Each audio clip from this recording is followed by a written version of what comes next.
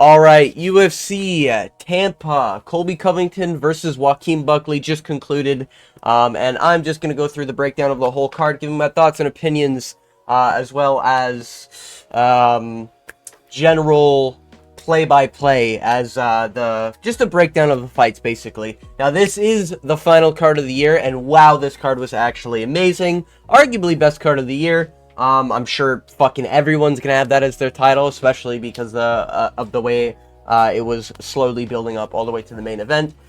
Even I was happy with the main event. Some people are probably going to be upset about it being a doctor stoppage, but I'm okay with it. But yeah, with all that being said, I'm going to get into the early prelims, work my way all the way up to the main card, starting with Josephine Knudsen versus Piero Rodriguez. Now, the great coin, if you don't know, the goat picker coin themselves. I actually have an image here for you guys, just in case if you're curious. The high level, the high level detection I have here. It's actually this for women's fights. And I'm glad it actually worked out in my favor. The coin can never be wrong. I picked Piero Rodriguez to beat the 8-0 Josephine Knudsen, obviously, because women are shit. And I basically challenged myself to see how fast I could build a Lego set from my childhood. And I almost finished it by the time the fight ended. So, I guess there's that. Anyways, moving on. We have Davy Grant, Ramon Taveras. Now, I picked Ramon Taveras. I just thought he was going to be quicker. I thought he was going to have a little bit more pop. Thought Davy Grant was just a little too old coming off the layoff. Don't like that. And this was kind of peak Davy Grant, not going to lie. I think Davy Grant was talking about shooting takedowns in the build-up. Didn't even have to shoot a takedown. Ramon Taveras just has brain damage, I guess. He's a little as a Jamal Hill would say. He's a little up there on the spectrum. He just doesn't throw. He only boxes. He doesn't know what a takedown is. He has no idea what a kick is. And I really thought he was going to do a lot more than just stand there and look at Davy Grant waiting to get that one-punch knockout. He's just one of those fighters. And then he's confused on why he loses. Like, it's just... Anyways, yeah, moving on. I got that one wrong. Is what it is. I'm 1-1 on the card. I think overall in this card, I'd still remain positive. I think I've predicted every card positively. I don't think I've been negative at all this year. But I don't know. Maybe there's like one off week I had ever since I started a couple months ago. But regardless, moving on. We have Miranda Maverick, Jamie Lynn Horth. Man, what a nice shit break that was. Oof.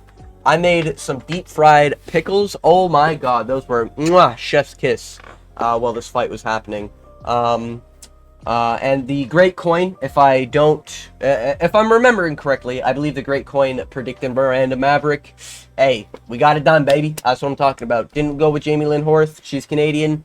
We know what the Canadian records are. It's unfortunate. I know. My country sucks. I know. Anyways, moving on. We have Miles Johns. Ironically, the coin saved me for the prelims here. Normally, I sweep the prelims, but I guess I just made the wrong reads here. This one was actually not the worst read, in my opinion. Miles Johns versus Felipe Lima. Felipe Lima? Holy shit, I must be a little but anyways, Miles Johns, Felipe Lima. I didn't think Felipe Lima was that good. However, I now think he's that good. Now, what I will say is that it's not a bad pick from Miles Johns' standpoint. I think there's a fair argument that Miles Johns maybe could have won this if you do like a Weasel or a Guru in-depth look at all the strikes and everything. Miles Johns definitely applying most of the pressure. But yeah, Felipe Lima just looked a lot better in this fight than I thought he would. So, I'm happy to see it. He's young. He's Brazilian. I'm kind of excited to see where he goes in his career. He barely beats Miles Johns. I rate Miles Johns very highly. I know a lot of people don't. I think Miles Johns is still pretty good. He showcased he's got a really good chin, pretty decent grappling, and still has pretty good striking. He was just slightly behind Felipe Lima. Oh my god. Felipe, the whole fight, pretty much, yeah. Yeah, that's pretty much the story of this fight. Not a bad fight overall, though. I thought the fight was sick. Pretty close every round, to be honest. But yeah, got the pick wrong. I think I'm 2-2 at this point. Moving on, we have Sean Woodson versus Padilla. The battle of the xenomorphs, if you will. You know, we have the xenomorph from Alien Romulus versus the classic Alien xenomorph here. And the alien from Romulus just ended up being just that much more elite level, you know? Now, watching these two people fight is kind of like watching your nightmare while you're daydreaming. It literally looked like two fucking spiders were, like, beefing in slow motion. I don't know if anyone else thought that. It's kind of what it reminded me of. These guys are both freakishly tall for featherweight. Fernando being literally like 6'2", Sean Woodson being like 6'3", pretty much in that ballpark. And I think Sean Woodson said he kind of wants to move up even after the fight, because the weight cut's kind of killing him. I get why, you know, sometimes an alien can't really survive the weight cutting of the human race. But it's really goofy, to be honest with you. Like, just to give an example here, just to give a quick example, right? You have... what's his face? You have a Fernando, right? You have a Fernando, and he's just a normal dude, right? Just freakishly tall. He looks like the guy who's probably in the basement, and he's probably, you know, he's got the long hair for a dude. Little odd, but you know, I got long hair, so I rate it. You know, he's got the long hair for the dude. Looks kind of like a drummer, or maybe the lead guitarist. And then you have Sean Woodson, right? And Sean Woodson is kind of built like this, you know? Kind of built like this. So, in one corner, you have a guy who is taller than this dude, but you're not really landing body shots in this guy. He's just a little, you know, he's a little too wide in his midsection. That's kind of how this fight was. And also, the whole thing with Fernando is that he kind of gassed out within the first couple combinations. So that's kind of like a worrying thing, I think, for Fernando fans. But yeah, Sean Woodson gets it done. I predicted Sean Woodson. I even think I predicted... did I predict a KO? No, I think I predicted a decision, but he kind of did do classic Sean Woodson things, and he just, like, survived a little bit, started getting his wacky boxing off. At the end of the day, Sean Woodson still is, like, a really high-level boxer. So, like, you got to give him credit where credit is due, you know? I feel like a lot of people forget that Sean Woodson is, like, a high-level boxer. But in MMA, he's mixing it up with, I don't know necessarily takedowns, but takedown defenses, and a lot of clinches, and a lot of, not knees, a lot of, leg kicks and stuff like that, body kicks, you know? You love seeing it. I didn't realize how late the stoppage was. I didn't realize there was only 2 seconds left. Kind of crazy. But yeah, sick KO. Moving on, we have Joel Alvarez versus Drakkar Klose. This was a bad read from me, just being honest. So I'm like 3-3 on the prelims here. Thanks to Michael Johnson, I'm able to go positive, being 4-3 on the prelims. But regardless, I just thought Drakkar Klose was going to be able to land that one shot that Drakkar Klose can normally find in a fight. I think the thing with Drakkar Klose is that he is just a worse Beneil. He's got the same chin level. His striking is not bad, and his wrestling actually isn't too bad either. Joel Alvarez is just like the white Jalen Turner, I think, is what we learned from this fight. I didn't think that much of Joel Alvarez. Maybe I'll start hopping on the train now. But he's just inactive, and I don't like inactivity from young fighters. Kind of screams like there's injuries or surgeries going on, and like you're kind of taking it for money. You know, like if you're having a year gap and then you're fighting, you know, once or twice within 2 or 3 years, it kind of like speaks to me. It's like, oh, you're only in it for money. Where Drakkar Klose is at least trying to get fights going. So kind of sucks for Klose, but, you know, happy for Joel Alvarez. He is a lightweight contender, you know, future prospect, I guess. But yeah, only loss in the UFC, I think, is to the Arman Tsarukyan, which is the next lightweight contender, I guess, for the belt. But yeah, moving on, we have Michael Johnson versus Ottman Izaitar. Now this, I guess technically Sean Woodson is where it kicked off, but it felt like this is where the card really started to kick off with Michael Johnson. Michael Johnson flatlined Ottman Izaitar, and what really sucks about this, Michael Johnson is built like a Kevin Hall. No, sorry. He's built like a Jamal Hill at lightweight, and he has the stance like a Kevin Holland. you know? And the really, oh man, it really sucks for Michael Johnson because now he's old. But I think the advantage Michael Johnson has, he's not really losing his speed, and he's not really losing his power, and he's always had a bad chin. So this is kind of like when you have a Pokemon who's losing stats in, like, HP, but he's actually a Shedinja. So, like, you know, you're getting all your stats drained, or you're getting one of your stats drained to 0 because of age, and, like, it just ends up being his HP. But he's a Shedinja, and he's already got 1 HP, you know? He's been having 1 HP. You know, so it kind of looks like Michael Johnson is getting a little bit more rhythm going, but he does grow into fights, which is something I think we're kind of learning. You know, he does have a lot of risky round ones against a lot of fighters nowadays. Otman Izaitar kept on trying to be an overhand right merchant, just never found it. He found it a couple times. Michael Johnson was able to avoid it. You know, decent head movement. I like to see it. But, yeah, I don't really like the way Michael Johnson's stance is for the way his chin is, but, you know, at least he'll be a decent gatekeeper, you know? We're looking at, like, an Edson Barbosa in lightweight, you know? We're looking at the Alexander Hernandez fraud checkers, you know? Can't get past Alexander Hernandez at featherweight, you're not going anywhere in life. But, yeah, you know? Great prelims. I really enjoyed the prelims, especially the final finishers. Figures it'd be decision. Now we lock in, you know? That's what I really like to see from this year. But you might be hearing my dryer go off. It is very late at night for me, and I got work in the morning. Anyways, moving on to the main card, we have Sterling versus Taco Boy. I'm going to be honest. I'm not really impressed by this fight. This was probably the stinker of the main event. Or the main card. Definitely the stinker of this card, I think, was Sterling versus Tacos. I know this was like a short notice type situation, but what was really odd to me was Sterling was landing in round 1, and it kind of seemed like Tacos, he like quit in round 1. It just seemed like he's one of these guys who like shakes his head and is like, it's not really affecting me. Nah, you're not really doing anything, but he won't do anything back.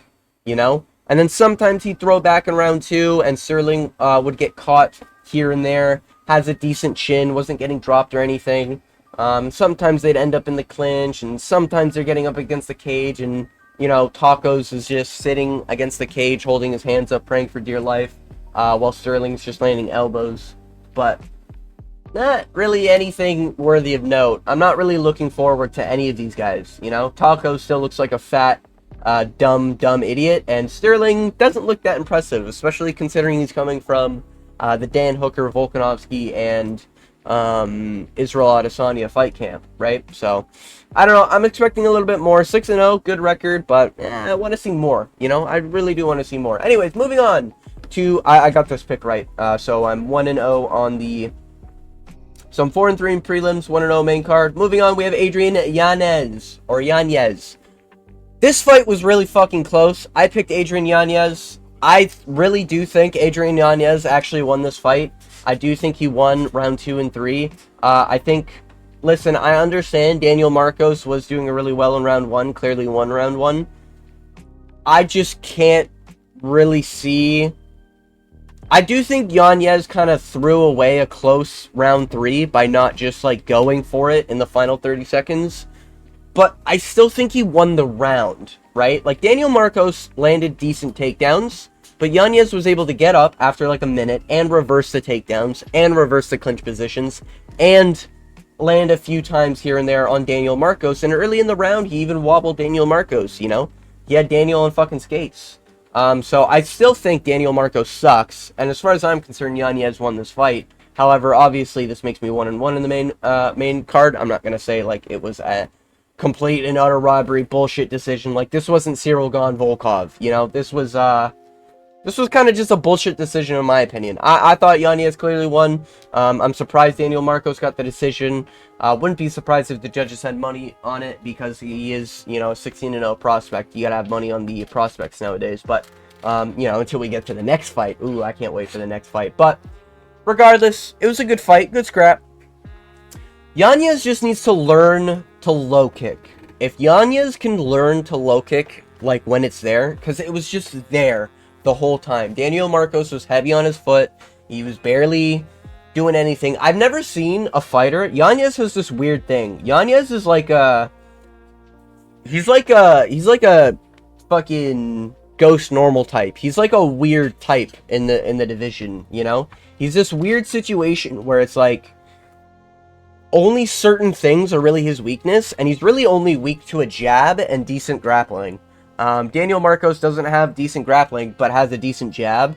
And Yanez, like, if he gets hooked, he's fine. If he gets flying kneed, he's fine. If he gets leg kicked, maybe a little bit of a weakness, right? That's the dark typing there, right? But he is just, like, super weak to a jab. And he just needs to learn, like, bro, bring your hands back to your fucking chin, man. Like, why is your lead hand so far out while Daniel Marcos is 2 inches in front of you, you know? Like, your hand shouldn't be past his shoulder doing absolutely fucking nothing, right? Like, if it's there, it needs... If it's not doing anything, it needs to be tucked to your chin, you know? Unless you're planning on eye-poking someone, right? So, kind of disappointed from Yanez to, like, not really clean up the boxing. But I still think he won the fight. Just being honest, I do think he won the fight. I think we should keep him around, you know? He's good. He's good comp. He's good level, you know, for UFC, I think.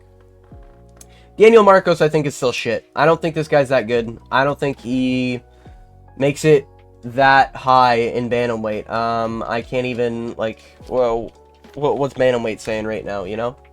We're looking at, like, Montel Jax. Like, I don't think he beats anyone. Like, I don't think he beats Amin Sahabi. I don't think he beats maybe a Kyler Phillips, depending on the Kyler Phillips that shows up. I don't think he beats Aldo. I don't think he's beating Mario. I don't think he's beating Rob Font. I don't think he's beating Montel.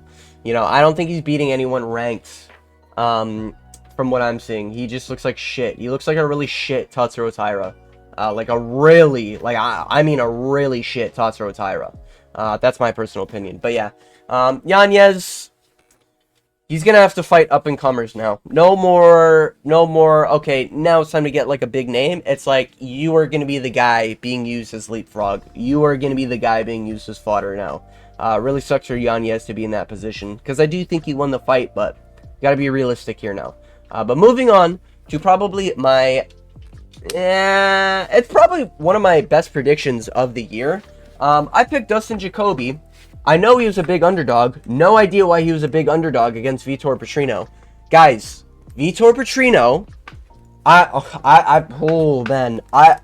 okay, I keep up to date with other MMA YouTubers, you know? I watch the Running Mouth MMAs. I watch the MMA Gurus. I watch the We Want Picks. I watch the Artem MMAs. I watch the, Lucas Tracy's when I'm bored, you know? Vitor Petrino sucks cock. This guy is terrible. Like, terrible. Decision with Anton Turkalj? Really? Submission on Prochnow? Who the fuck cares? Prochnow sucks. He barely beat a William fucking Knight who didn't throw a single strike in the whole fight. You know? Vitor Petrino beat Modestas Bukauskas. Like, wow, really? Insane, bro.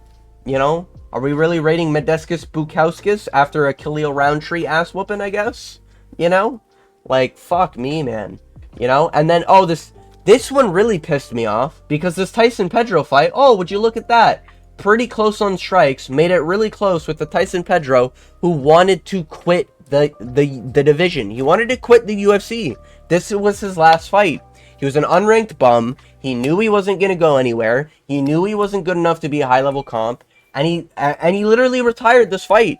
Even had more significant strikes, you know? I know total strikes isn't really what to go off of. But if you watch the fight, it was boring. It was shit.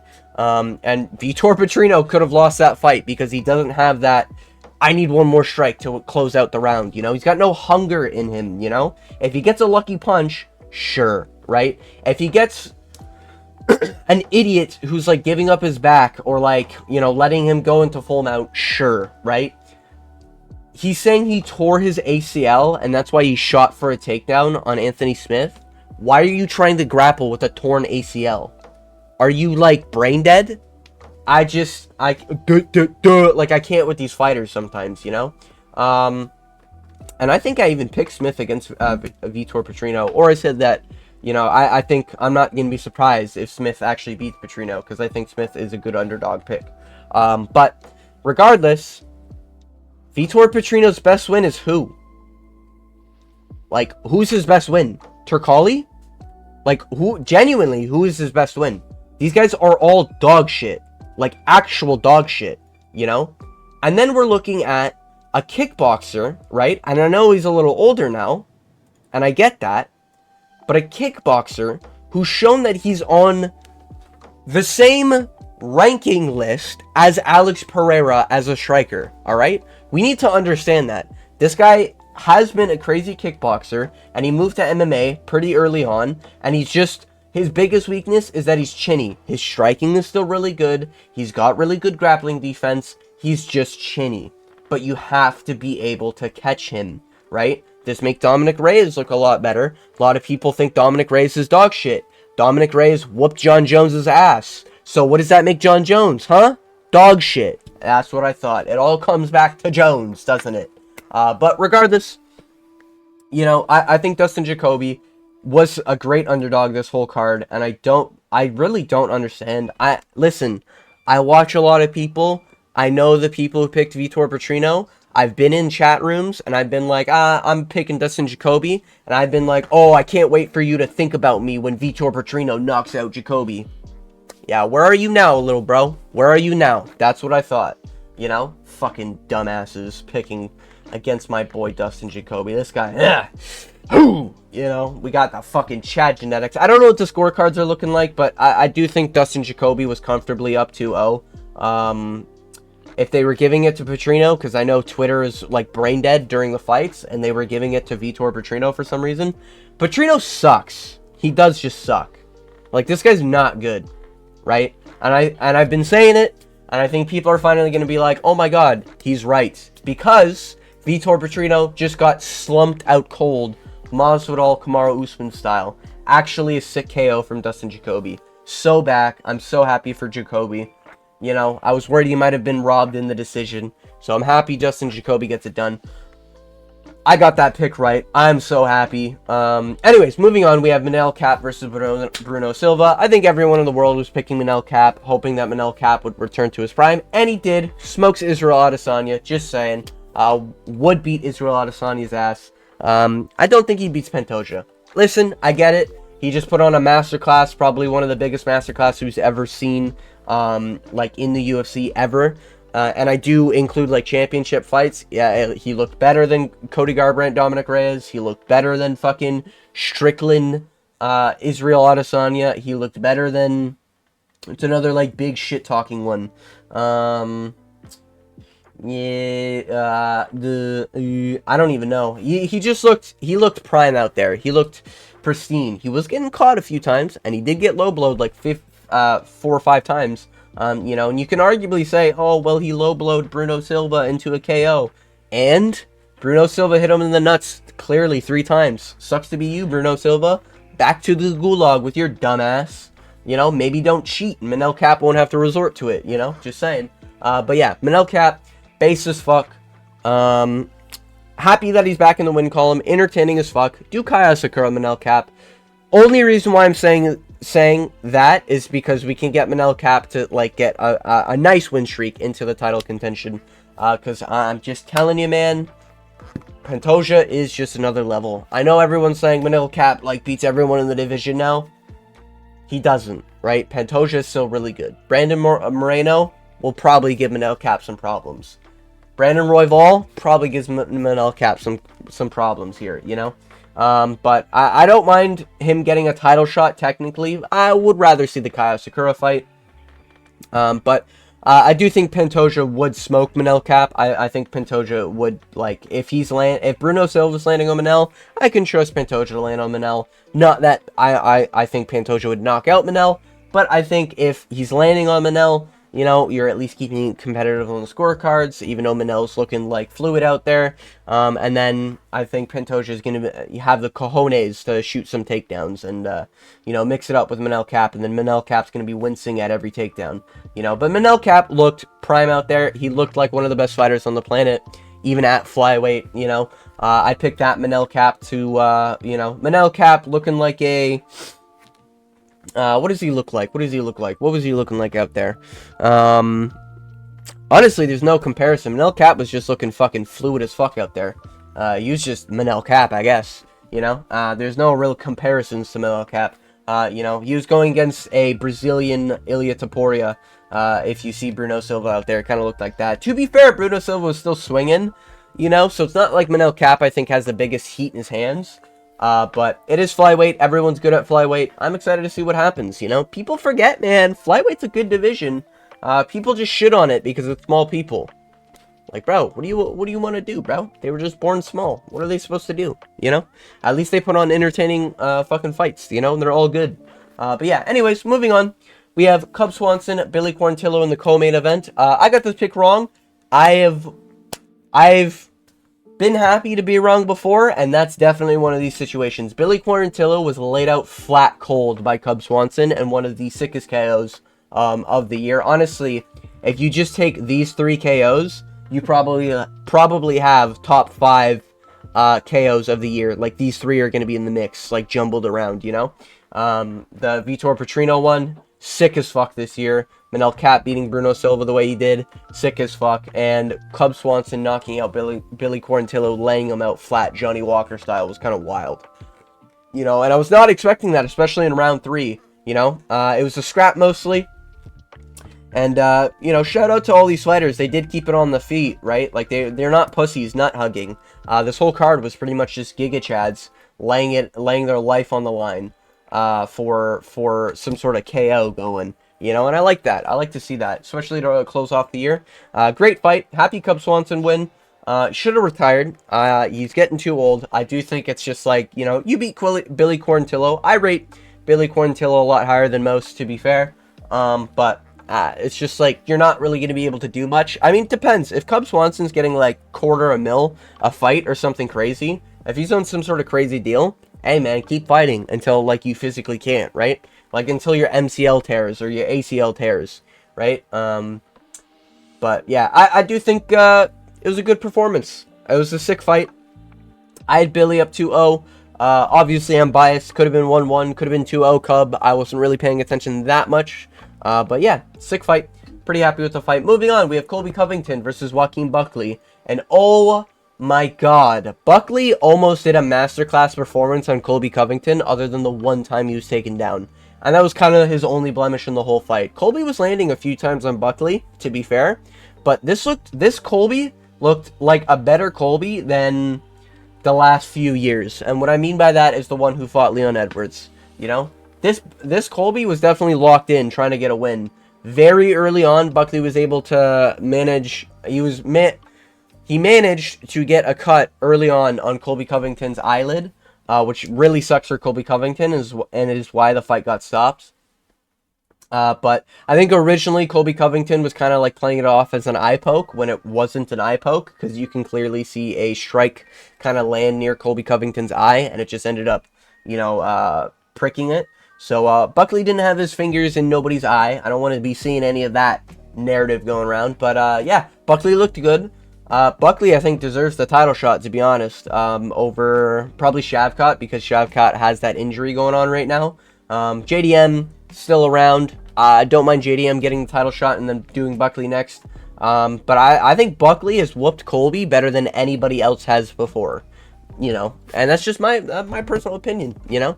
I think Buckley did a better performance than Leon did. I think Buckley did a better performance than Usman did. And I think Buckley's done a better performance. I think that's really... Is that the only person Colby's really lost to? Kamaru? In the past couple years? Yeah. Right? Yeah. Yeah. Yeah. Yeah. In the past, like, decade, basically. So Joaquin Buckley, best performance against Colby Covington. Yeah, he's an old Colby, but this Colby was still there to fight. Like, you can tell this Colby was like, he wanted to fight. He was not like, oh, I'm gonna stay on the back foot the whole fight and just be a pussy and, you know, shoot for a takedown when maybe I get my chance and just hug against the cage. No, this Colby wanted to scrap. This Colby was trying to get some takedowns going. You know, this Colby was getting tired from exerting too much energy, right? Which is just an age thing, right? But at the end of the day, this card was fucking amazing. Really happy with the way it turned out. Happy at the way it ended. I think this card was fireworks all around. The early sleepers, you know, we had a nice couple shit breaks. And then we moved on to the old vets whooping some ass. I guess other than the main events. And yeah, that's kind of it, right? Yeah, the old vets kind of whooped ass except for the main event, right? I guess close loss as well. Yeah, you know, happy about the card. Prospects are still alive. Love to see it. Thank fuck Buckley was able to get that win. Yeah, I picked Buckley to win. I think I'm positive on the card. So I was 4-3 on the prelims. So 1-0, 1-1, 2-0, 3-0, 3-2, 4-2. So 4-2 plus. So it was 8-5 on the whole card. Not bad to close out the year, to be honest. Positive KD ratio, as they say. But yeah, with all that being said, I daily upload. I'm looking forward to the future of my YouTube career here. So I hope you guys stick around. Click that subscribe button, notification bell, whatever the fuck you want. But yeah, see you guys in the next video. And, you know, I daily upload, so you'll see me around. And my empire's grown. Don't you worry about it, sweet cheeks. But anyways, with all that being said, I want to thank you for watching it. Watching this video, making it all the way to the end. And as always, I hope you have a good day.